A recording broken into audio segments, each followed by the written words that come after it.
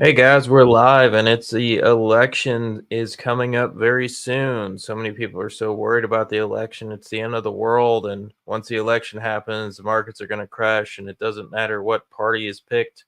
We're all going to die. And that's kind of the general consensus right now. It's really interesting, which if you just historically go back, most election years are pretty good years. That doesn't mean it happens every single year. There's a lot of recession years. If you back test it, you can see 2008 wasn't a good year, but obviously we were in a recession. 2000 was a bad year. Obviously, we're also at the top of the dot-com bubble and just starting to crash into a new recession. So we're also in a recession then. We're in a recession in 2008. But the years that we weren't in a recession in the last, I think it was the last 10 elections have been up unless we were in a recession. So, I just want to preface this all with so many people are kind of getting very ahead of themselves once again. Happens every single election. It doesn't mean I think that, the market's going to look exactly the same after the election. And that's kind of a thing I'll pass to Gishap as well is if we're looking at the election and we're looking at what sectors are probably going to do well after the election, I'm wondering your opinion on that because I know for me, I have my own thoughts. People have already heard a lot of them. So what are you thinking about after the election, Gishap? What Mm, sectors do you like? Yeah, so I don't think there's going to be a about face or a complete trend turn just because the election is over. I Mm. think whatever's been working probably continues to work until it doesn't, and something new, if it comes up, is going to come up anyway, regardless of the election. I mean, sure, like, so at the margin, you know how the theory goes that if Trump is elected, he's going to benefit the oil industry. If the Democrats are elected, then they are going to benefit solar, renewables, things like that. Like that conversation has been around forever, and that's probably going to contribute to a lot of noise around those particular ETFs, those particular stocks, say in the first 2, 3 weeks, or maybe for the first couple of months. And after that, it's just going to die down and it's going to be back to what is the Fed doing? Where's the liquidity coming from? And what are bonds doing? And if you look at bonds right now, it kind of looks a little scary because it's starting to look like the Fed might have to do yield curve control or start doing QE again or something like that. Now, if they do something of that sort, then how does it affect stocks? I think that's one of the more important questions than just focusing on what's happening around the election. Because around the election, pretty much all you get is a lot of noise because people want to be positioned one way based on their views or positioned in a different way based on their views. And end of it, it'll all just unwind. And once it does, it's back to business as usual. So I think the focus should be on what's the Fed going to do, what's the bond market telling us, and like yesterday's move in stocks told us volatility is back. So how do you deal with volatility? Are people too leveraged long the stock market and a little bit of volatility is going to have an impact there? So I think these are the questions that we should be focusing on and not just around who's going to win, what happens if this person wins or that person wins. Yeah, I agree. I mean, I think that's the big thing that goes on into elections is everybody thinks that if their president gets in, then that's going to benefit their stocks or some stocks that they like, or they start to speculate what industry. But I mean, if you really think about it deeply, like there could be benefits to both sides. The Democrats could get in and they could start to restrict oil. Basically drilling for oil, restrict fracking, which would create supply gluts, which could send the oil price up. Sure. And then Trump could get in and he could deregulate a lot of things, which would send the oil price up at first and probably later turn the opposite direction when we have too much supply. So there's a lot of different ways to look at it. I think the best way to look at it for me is always wait till the election happens. So many people have the inability to sit on their hands during this time. Like they want to be involved in it. It's kind of, for example, and you remember this, Kishop, in 2020, um, energy had that double bottom set up, and we started to blast off of that double bottom. everybody thought it was crazy to buy that gap up because that gap up was like, it was like 15% or something crazy in a 1 day move in an ETF. So it was one of the biggest 1 day moves ever in energy. And we came in and bought it, and everybody thought it was crazy. And really, it's a, hey, the market's finally doing what I think it's going to do. I'm not just speculating on it and thinking that this should happen because of the election. I think the energy sector should have started to move. Finally, it's proving to myself that it's going to move. We get through that election period, get that big gap out, we buy the gap out, and continues to trend for a whole year and a half after that.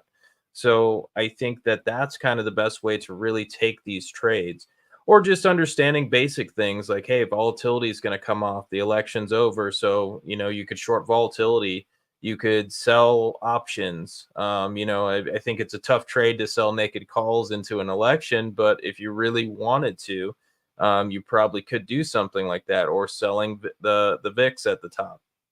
There's a bunch of ideas here, but I think the best way to do it is understand what we know for sure. What we know for sure is once the election is over, volatility will drop at some point. Yes, if there's a couple days of, oh, this is a close race and we don't know exactly what's going on, sure, volatility could spike. But when we get the actual president's name and they say this is the person who's in, volatility should come off. So, bunch of trades there to kind of think about. One is just letting the market tell you what it's going to do. A lot of ranges are resolving.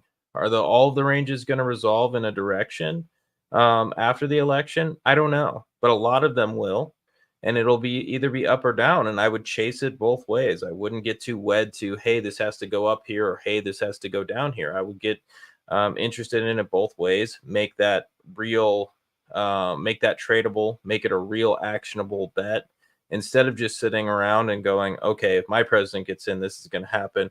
Or if this person gets in, this is going to happen. Or if the president I don't like is going to get in, it's the end of the world. I better short the market to the bottom. And there's one more factor here, which is the tax loss selling that's going to come. Mhm. And I think that's this season, the tax loss season this year is going to be a little weird because beginning of the year, the rally was just Mag 7, Mag 4, Mag 1, and it was just an extremely narrow rally. So if you bought stocks in other sectors back then, you're probably sitting at a loss. As the year went on, the market rally broadened, breadth improved. We have all seen those charts. So if you happen to buy at that point of time, you're probably up on the year. So you have two sets of participants in some of the lesser known stocks, and they have completely different cost bases and completely different approaches to this tax loss selling season. Usually, what you would see is, for instance, 2022, the S&P peaked in January and went straight down for the rest of the year. So tax loss selling season is pretty obvious. Everything is down. Whatever is down the most is going to get hit hard even more. This time the season is not as obvious. You have the same stocks, people are sitting on both gains and losses. How it balances out, you'll not know. So I think that's a interesting dynamic that's going to play out over the next few weeks. So something to keep a watch on. So what I'm doing is like I have a portfolio of around 50 stocks, and few of my stop losses are getting hit right now. And that's just because first, the volatility around the election, and second, the volatility around the earnings season, and third, the volatility around the tax loss selling. And it's all coming together right about now. So it certainly makes for an interesting dynamic. Yeah, I mean, it's once again, it's just the election. The election times when we're before an election, we just have to understand the volatility that's going to come into the market. It's the thing that, if you watch floor traders and it's an overnight market, and granted there aren't floor traders really anymore, but just saying, if you watch floor traders back in the day, and it was an election night, everybody's jittery, everybody's buying and selling, and nobody's acting rationally. So they will take the market and hit stops and do whatever they possibly can do to shake that market around. And they're making money while you're just getting frustrated. And so for me, part of the thing that I think about in elections is, one is there's three different ways to do it. One is stay in cash until the election's over, especially this close. Like if you already have positions and you've been positioned all year long, that's great. But for people who don't really have positions and they're trying to buy today, I would say just wait till after the election. The second way is to have really wide stops. Small positions, really wide stops will work in just about anything. And also raising the level of your stop loss when you're in an election season. So, for example, if you're around an election within the first week to the second week, first week before the election, and then the second week after the election, if you're around that area, you would want to come in and say, okay, my stop loss needs to be wider than usual, even because your stops can get just blasted back and forth by the market action, by market makers, by just about just a lot of volatility and a lot of jittery hands in the market. And so you want to have these small positions, very wide stops. And finally, understanding that when you raise your stop loss, and this is a thing that a lot of people don't understand, when you are have more volatility in the market, to make that stop loss wider and make sense, you then have to have smaller position sizes. So having a very small position size actually matters a lot. And then also, do not buy calls into an election. This is a thing I see a lot of new traders do. They buy call options coming into the election. And then after the election, when all the event risk comes out of it, they have no idea why their call options got killed, and why they're not making money, even though the market's going up.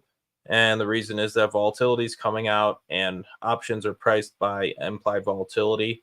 So if you don't have that implied volatility behind your options, you're not going to make nearly as much money as you would if you did it the other direction. So bunch of things to unpack there, but basically thinking stay small in size. If you're in cash, stay in cash till after the election. And then finally, understanding the volatility of whatever you're trading. And to do that, that could pertain to options and not just buying call options into an election, because when volatility is at its high, you don't want to buy call options at all or put options or anything at that time. So there's a bunch to unpack there, but I'm basically kind of laying out a good framework for people to just use coming into an election, things I've done wrong over the years, and things I've done right over the years. And speaking of buying call options, another thing not to buy is the leveraged ETFs. Because when you have volatility go against, let's say you own a 2x ETF and the market drops 2.5%, that ETF drops 5%. The market recovers slowly, maybe 1% at a time, zero point 0.5 basis points at a 0.5 percentage at a time. When that happens, the market may get back to its earlier level. The ETF is not going to. And you have a couple of scary drops along the way, the ETF is going to lose even more of its value. And then you're just not going to get ahead. And there's a reason all these 2x, 3x leveraged ETFs actually underperform the indices in the long term. So S&P can go up for 10 straight years, but a 3x levered ETF on the S&P 500 is going to have a poorer return profile than the actual SPY ETF. And there's a reason for that, and that's the volatility. So when you're getting into a season where the volatility is picking up, it's best to avoid those ETFs. And especially these days, I'm starting to see, maybe I'm looking for it, so I'm seeing it. You have single stock ETFs. Have you seen that? Like you have 2x The leveraged leverage single ETFs. stocks, yeah. Yeah, it's crazy. So Super Microcomputer had this big 33% drop. The 2x leveraged ETF just collapsed. Oh, And I'm it sure. reminded me of the XIV ETF where in 2018, you remember that day, it was just one single day, the whole thing just collapsed and it was delisted. And kind of Yes. starts to feel like we are going to enter that kind of environment now with, and there are so many ETFs. So you have these yield-seeking ETFs. So I came across one where they said we use a modest amount of leverage to increase our exposure to the stock, and then we sell covered calls. I was like, okay, but basically you're a leveraged ETF, and you cannot call yourself a yield play just because you're selling covered calls. But that's what they're doing, and these ETFs are getting listed, they're getting missold, and it's just a giant accident waiting to happen. And once you see volatility pick up, you're going to see more of these accidents happen. Yeah, and It's a good lesson in a lot of things. You know, you and I have seen a lot of these leverage ETFs disappear over the years, whether it's in sectors we like or sectors we hate. You know, it's the XIV was always a ridiculous thing, but also we watched Nougat, the 3x Nougat ETF blow up. We watched the oil 2x or 3x, whatever that thing was, that blew up. A lot of these ETFs blow up, and once again, I think it comes from a general idea, like especially like single stocks. Like it's insane to have leverage on single stocks. It's insane to have leverage on Bitcoin. Like these things are absolutely ridiculous. There's no need to have leverage on these things. However, the idea of get rich quick attracts investors to these products. So the people who make the real money on these products are the people who create them.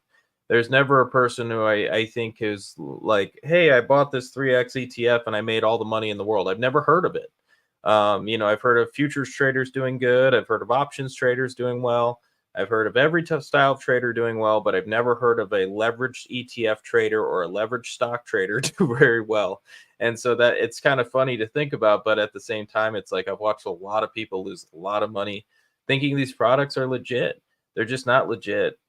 So like another thing to stay away from in the election is these leverage ETF trades.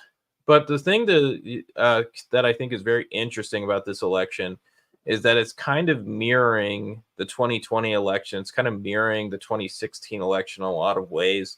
I had somebody come onto my page and tell me, "Oh yeah, look at that historical data on Bitcoin that you have. There's 2 data points." I'm like, "Yes, but if you go back, I could go back to the Nifty 50 stocks all the way in the 50s. You know, I could go back to any type of risk on period and see that the most speculative things, when they go up before the election, it usually leads to a broad rally in the election. So I'm looking at a lot of these things and going, okay, well, there's a lot of things and similarities to past election cycles. Even 2012, going back to not the recession in 2008, but the 2004 election. Like there's a lot of things kind of happening that are very similar. I'm not saying the market's going to go up forever, but I'm saying it's enough to spark a year-end rally.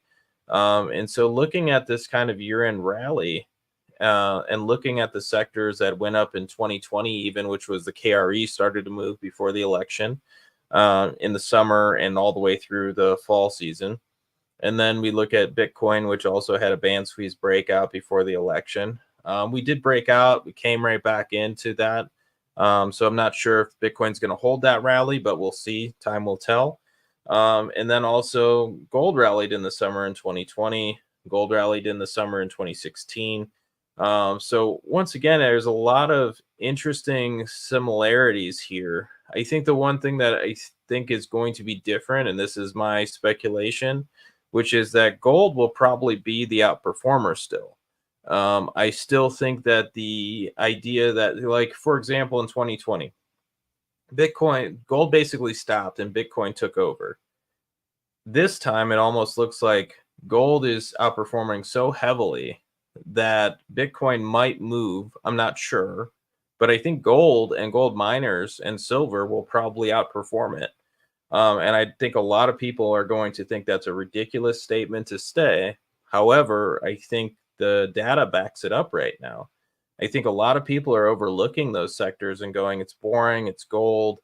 You know, it's been around forever. It's a rock in the ground. Who cares? Bitcoin's changing the world, saving the planet, doing all these things that, you know, I can't do myself. And gold obviously isn't doing it all. So it's kind of an interesting way to look at it and go, I still want to be very long gold through the election. I think any way you look at it, gold is the easy trade here. Um, Not as in there's anything like an easy trade. It's just the one that makes the most sense. It's showing the most relative strength. It has great sentiment still behind it. I'm not seeing anything to say it's in a bubble or moving too rapidly. I think silver also looks really good. So to your point of saying the things that are moving will probably still move, I also agree with that.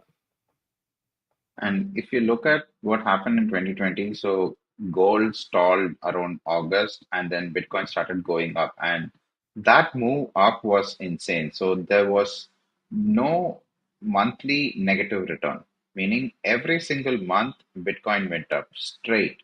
And those were the performance numbers which gave that. I think the move was from $8,000 odd to $64,000 without a significant correction. Now, at every point, the naysayers expected Bitcoin to correct or at least come down a little so they could get an attractive entry, and it never happened.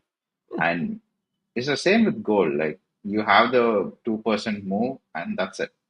After that, it just doesn't want to correct. And if that analogy holds, then we are probably going to see gold do the kind of performance run that Bitcoin had. While if you look at Bitcoin this cycle, it's been very erratic. You had crazy 40-50% up months, followed by months and months of chop where nothing happened to the price, followed by another crazy upswing. So it's been more volatile than we recall seeing it, and it's not been a smooth ride. Whereas with gold, it's the easy trade because it's a smooth ride.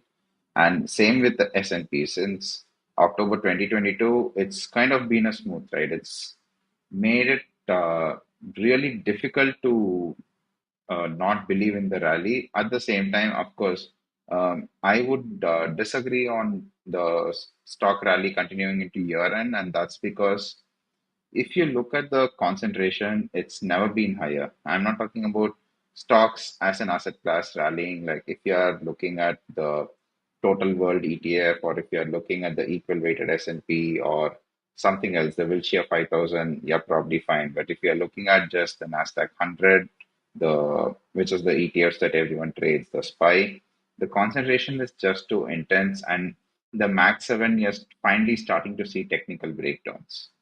So if that continues and some of those stocks roll over, you could have a rally in 493 stocks and a decline in seven stocks, and the SPY would go down. If your portfolio has a diversified list of stocks, you probably do well. But the SPY ETF as such, the Qs as such, they go down. And I think that's going to be wonderful because it's going to bring back active management.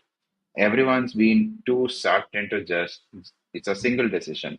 Just buy the SPY, just buy the Qs, they never go down, you make money. It's starting to become like the home builders trade of 2006, or just buy a home, take more leverage, buy another home, take a home equity line of credit, go buy a flat screen TV, just consume because none of the stuff matters. And I think we've kind of got to that stage of the rally, and we are starting to see these technical breakdowns. So it's not me giving an opinion that, yeah, the market looks weak. The market looks extremely strong. But if you look at the weightings in the big ETFs, and if you look at the individual stock charts themselves, you're starting to see those technical breakdowns. So maybe that gets shrugged off, and Apple goes to a 4 trillion valuation, Nvidia goes to a 5 trillion valuation. Who knows? Like right now, we are just throwing hundreds of billions of dollars around, and no one seems to notice.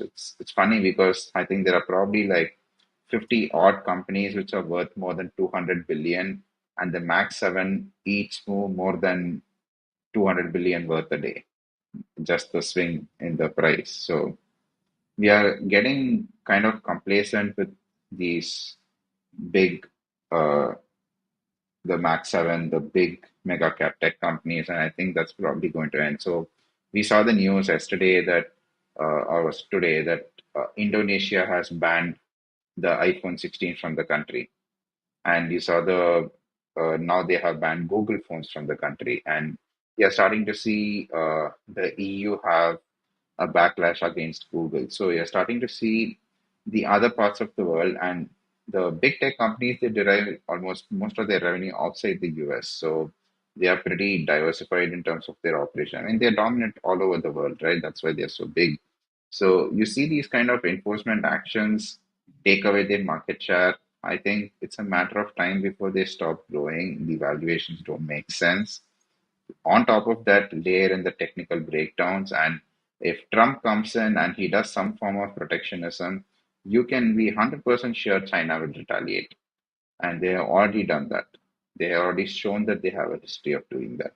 So these things happen, then you can be sure the SPY, the Qs, they don't perform as well. But your portfolio of individual stocks, which you pick based on fundamentals, those should outperform the indices handily. And if you recall, it's always been that way.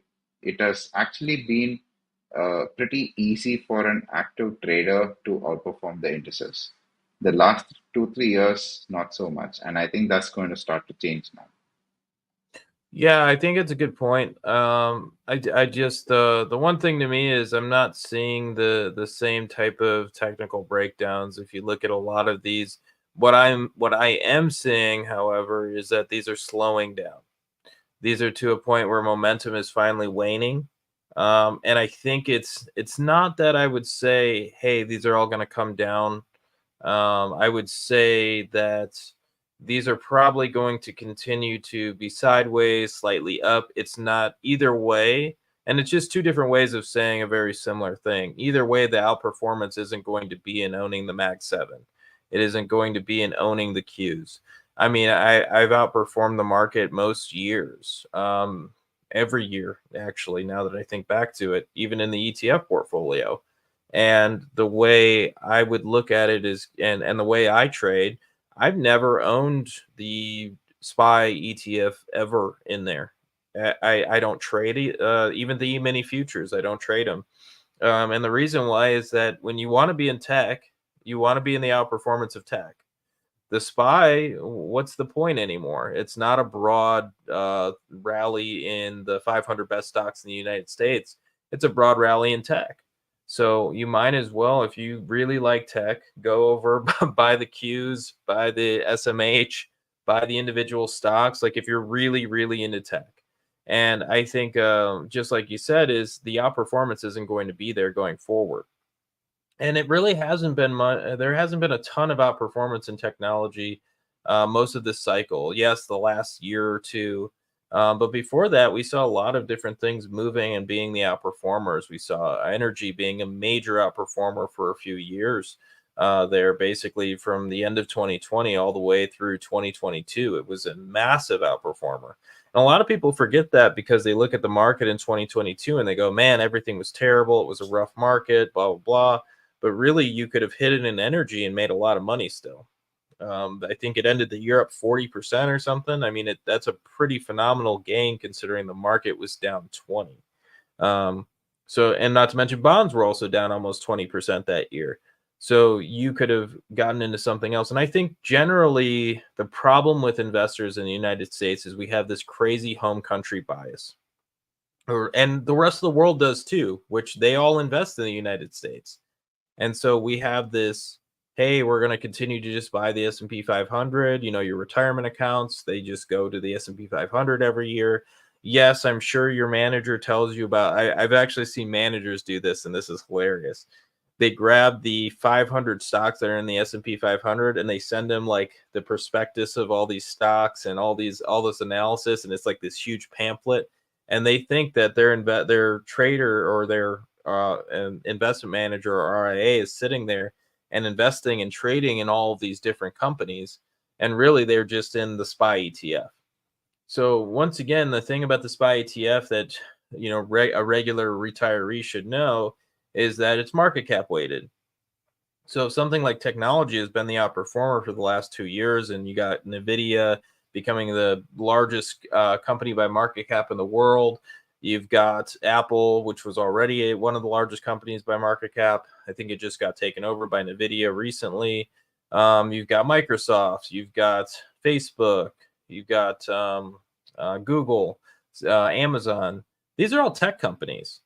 So that's the thing you got to think about. At a certain point, it's like these are all tech companies, and as they go up and as they continue to move up in value and market cap, they become a bigger part of the SPY ETF. And so, what else could you look for? I think the best way to start, if you are just like into the markets and you're just trading the SPY ETF and you want to get some alpha, figure out where else to go, look at the spider sectors. And once you go through the spider sectors of going, okay, well, I like this sector of, let's say, industrials, which look good, or financials, which look really good. And then you could dice into those. You could go into those deeper and figure out what are the outperformers inside of there. Then there's the subsectors. Like for financials, a subsector would be regional banks. And you can go to the KRE ETF, figure out what's inside of there, and pick individual stocks out of there.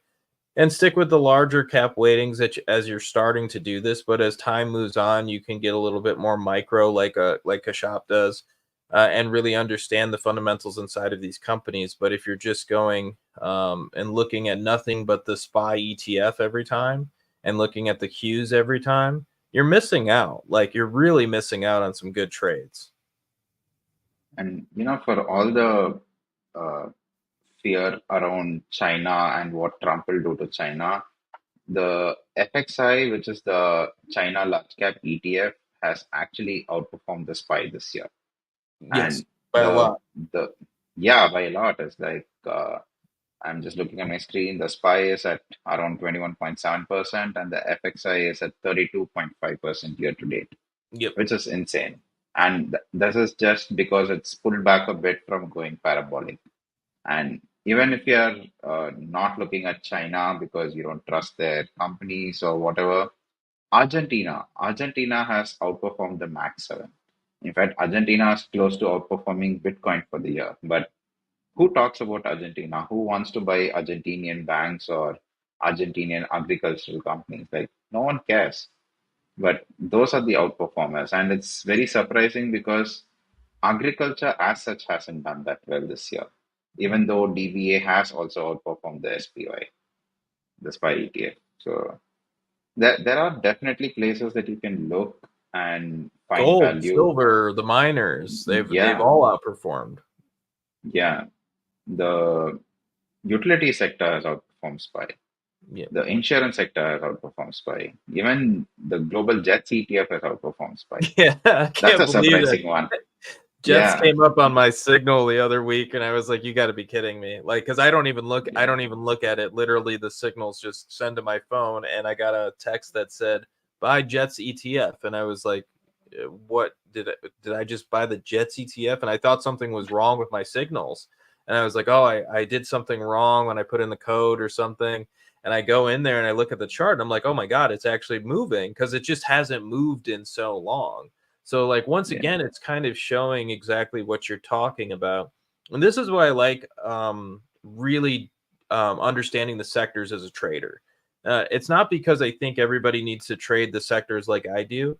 I think it's because it tells me where I want to be positioned, what is moving, what the liquidity of the market's doing, as opposed to just looking at just a breadth thing alone and going, okay, breadth's making all time highs. I want to look in and go, okay, some dead sector like airlines, which honestly should be doing good right now. Oil is kind of cheap at the moment. They should be doing good. These companies should be doing better, and they haven't been for years. And then finally, now they're starting to break out. They're starting to move higher. That's telling me that there's some sort of risk on still out there, but it's also moving out of those normal areas.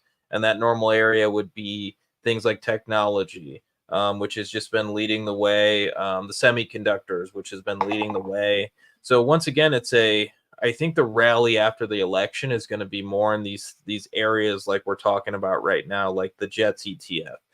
Some of the airlines will probably do very well. Possibly energy could start to pick back up.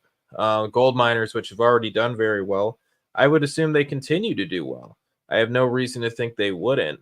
Not to mention, if you're thinking, the idea of Trump getting in and going against the idea of the Fed raising rates at all, or even keeping rates high, that will be a discussion. I'm not saying he's going to be able to pressure the Fed to do something, but the discussion of, hey, we need more liquidity in the markets, this could also help to boost gold.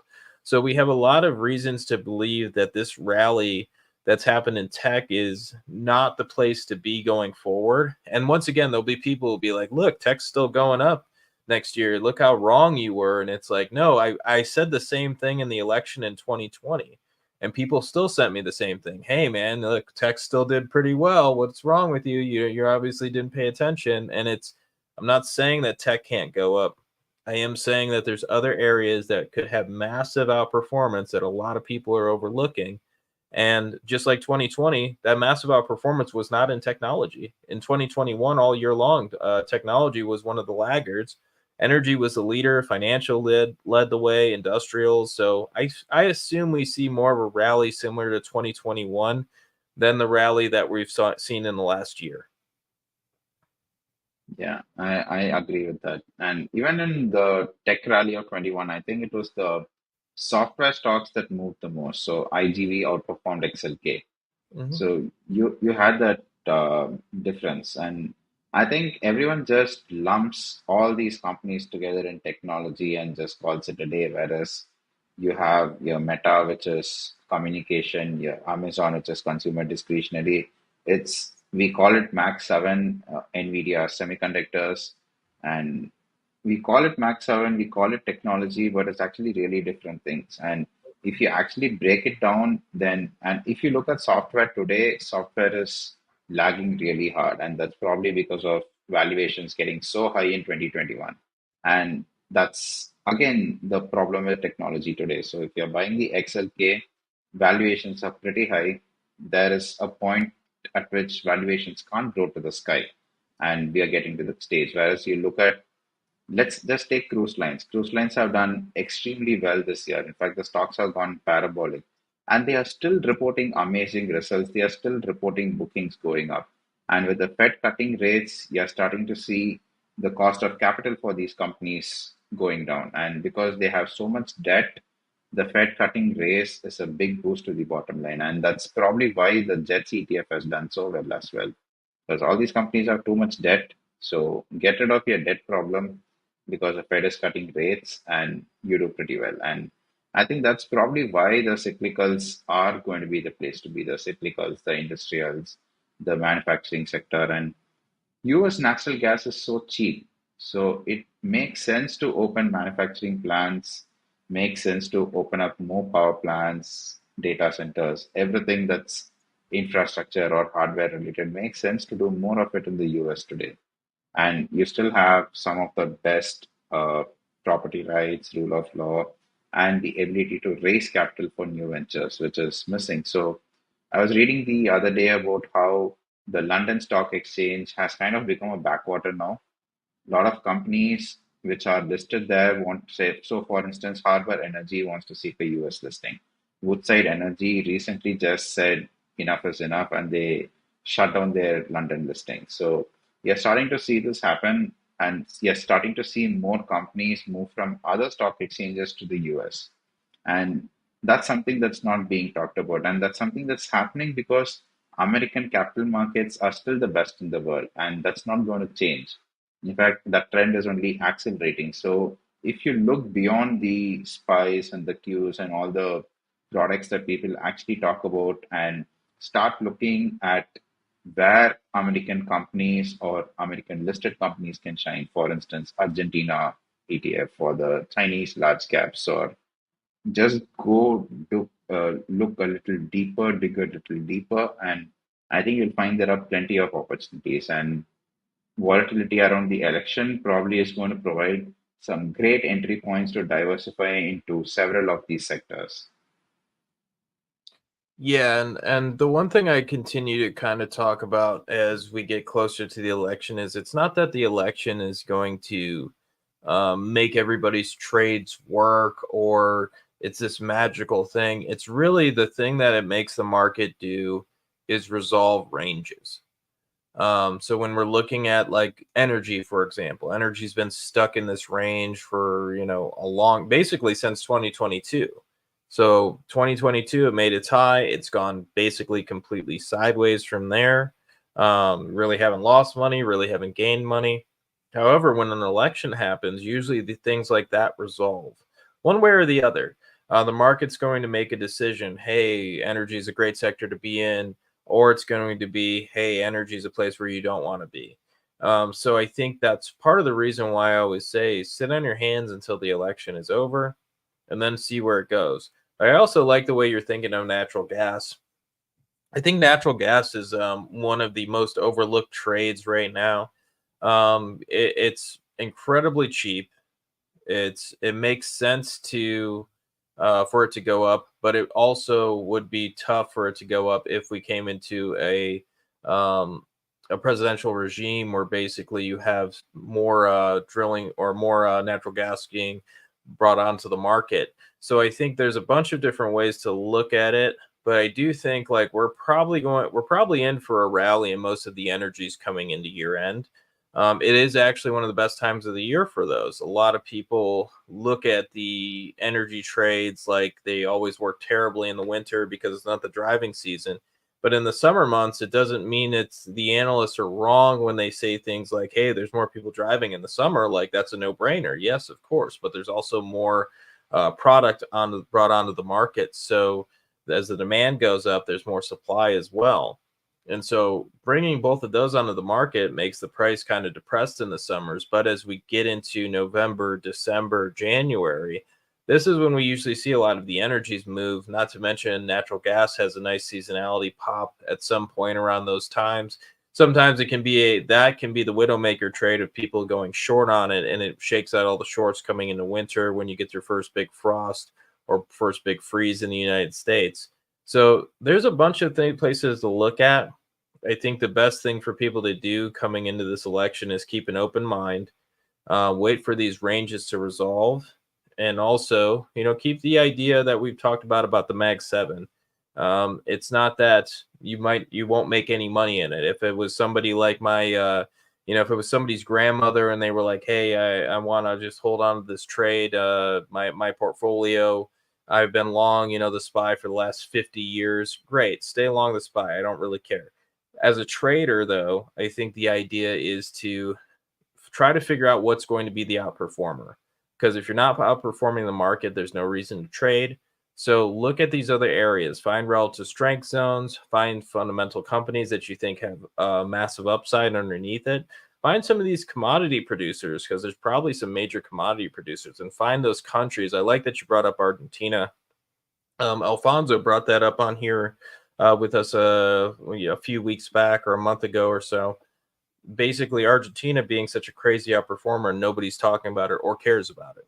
And I asked him a question, how do you get U.S. investors excited about investing into international markets? And I've asked that question to tons of people over the years because I've always been an international investor. I think it's an area where a lot of people can make a lot of money, but nobody ever seems to want to. And his answer was the same as everybody else's, which is I have no idea. And so that's something that we have to figure out. But also, I think what would really just change it is the bull market. It's kind of like nobody cares about gold until gold is moving. Nobody cares about energy right now, but if it started to break out, everybody would care. And I think the more these international markets move, yeah, Argentina is an anomaly, but a lot of people, especially in the United States, will shrug it off and go, well, I can't invest in Argentina. They have this, they have that. There's no way to invest in it. I'll lose all this money. Same with like things like Turkey and so on. But when it starts to become Europe, when it starts to become China, when it starts to become Brazil, Mexico, Canada being the outperformers, then more people are going to say, hey, this is kind of interesting. I'm going to kind of get involved. But for now, as long as it's these obscure countries, which I think everybody on here should be looking at and buying and thinking about buying, as long as it's the obscure countries, I don't think as many investors as should be interested in it are. Yeah, and if you recall, so Japan has been dead pretty much for the last 30, 40 years. Mhm. And value investors have come in every now and again with a great thesis as to why Japanese banks are cheap, Japanese industrials are cheap, and then they buy them. And it's not like they don't make money, it's that the stocks pretty much go nowhere, so all you get is the dividend. And then they get frustrated and they leave. And all of a sudden, last year and start of this year, Japan was the craze. Everyone wanted to be long Japan because Japan finally moved. And I think you're absolutely on point when you say that the more these kind of countries start to move and people just get interested in them, the momentum will feed on itself. So I remember back when I first started in finance, there was a Cuba ETF. It was a closed-ended fund investing in Cuba. It was listed on the New York Stock Exchange. We don't see those kind of closed-ended funds anymore because it's gone out of style. In fact, Bill Ackman, I think he tried to raise a CEF and he ended up just giving up on it. And that's because investors don't care for these products. But once you see other countries start to move, once you see those returns, then there is no arguing with it. And if it becomes easier for these products to beat the SPY, then you're going to see capital going there. And I think that's the crucial part. I think the market cap weighted index has gotten to the point where the growth is going to stall. Whereas all these smaller sectors, it's a lot harder to move a $3.5 trillion company versus a $3 billion company. And if you look at most of the stocks outside the Max 7, they are all under $200 billion in market cap. And in fact, most of the action is in companies which are in the $1 to $10 billion market cap space. So just need to see some form of liquidity coming back to that space, and you're going to see such crazy outperformances that everyone's going to become an active manager. Everyone's going to have their own specialty, and it's going to be great for people in finance because it's more work, it's active work instead of just telling your clients, "I'm just going to outperform the S&P 500 and charge you fees." And that's where the industry is now. So, but if you do get other countries, other themes, other sectors moving, then it's going to get a lot easier. And I Yes. think it's a great time to be in the market. Yes, and an active trader. So, all right, Yeah. guys, I've got a hard stop in a couple minutes, so I'm going to let you guys go. Kashop, as always, thanks for coming on. And make sure to follow Kashop. He also has a newsletter that comes out, so make sure to go to his page, check out his newsletter. I also run Against All Odds Research, which is a research letter as well. Please feel free to check us out. Both of our contacts are on here, and we'll see you soon. All right, guys. Have a great weekend.